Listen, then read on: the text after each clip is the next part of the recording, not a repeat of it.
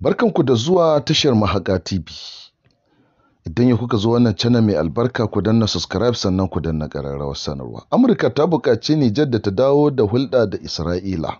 Za ku ji cewa a ziyarar da ya kai Nijar na baya-bayan nan, sakataren harkokin wajen Amurka Antony Blinken ya buƙaci shugaba Muhammadu Bazoum da ya matsa ƙaimi wajen daidaita alaƙarsa da ƙasar Isra'ila, kamar yadda wasu jami'an Amurka da na Isra'ila suka shaidawa manema labarai. Me yasa yake da mahimmanci tattaunawar da Blinken ya yi a baya-bayan nan ba da shugaba Muhammadu Bazoum a game da ƙasar Isra'ila? Wata alama ce da gwamnatin Biden ke aiki bayan fage don shigar da ƙarin ƙasashen Laraba da na Musulmi cikin yarjejeniyar da Abraham Lincoln, tsohon shugaban Amurka wanda ya kwato Amurka 'yanci. A cikin lamarin, ziyarar da Blinken ya kai ƙasar Nijar a tsakiyar watan Maris ya shaidawa sakataren harkokin wajen Amurka na farko da ya ziyarci ƙasar da ke da rinjayen Musulunci a yammacin ƙasashen Afirka, wato Sahel kenan, wanda ke zama babban abokiyar hulɗar Amurka ta fuskar tsaro a yankin Sahel. A bayan fage,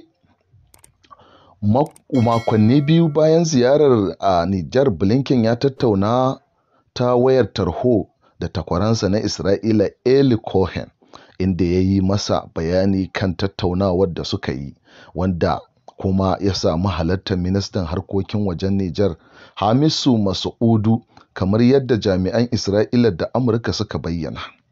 Jami'an Isra'ila sun ce Cohen ya yi tayin gayyatar Nijar don halartar taron Negev, wanda ya haɗa da Amurka da Isra'ila da haɗaɗɗiyar daular Laraba wato Dubai da kuma ƙasar Bahrain, Morocco da kuma ƙasar Egypt, Masar kenan. Jami'an Isra'ila sun ce shugaban Nijar a shirye suke su ci gaba da kyautata alaƙarsu da Isra'ila har ma da maido da hulɗar diflomasiyya, amma suna son wani abu da gwamnatin Biden ta samu. Ofis ɗin jakadancin Nijar da ke Washington bai amsa buƙatar jin ba ta bakinsa ba. Ma'aikatar harkokin wajen Amurka ta ƙi cewa komai game da lamarin.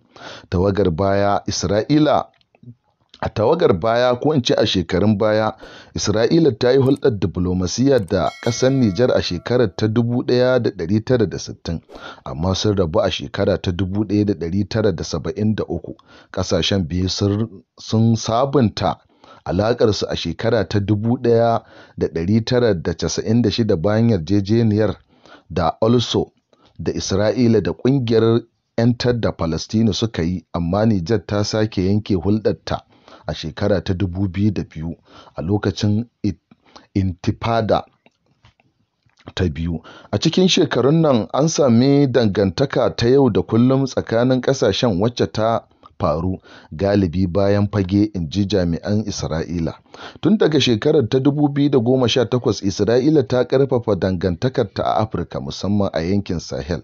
Isra'ila ta maido da hulɗa da ƙasar Chadi, sannan ta fara wani tsari na daidaita Sudan, tare da yin shawarwari a asirrince kan daidaita hulɗa da ƙasar Somaliya, wanda mutane da dama suke zargin wannan ƙasa ta Isra'ila, wanda take da hannu wajen kitsa duk wasu rigingimu da suka shafi ƙasashen Musulmai da Larabawa.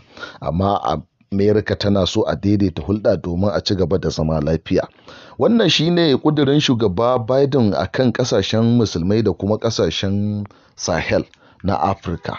Kar ku manta, idan yau kuka zo wannan channel mai albarka na Mahaƙa TV, ku danna subscribe sannan ku danna ƙararrawar sanarwa, ta inda idan mun ɗora sabon bidiyo za ku dinga samun sa kai tsaye.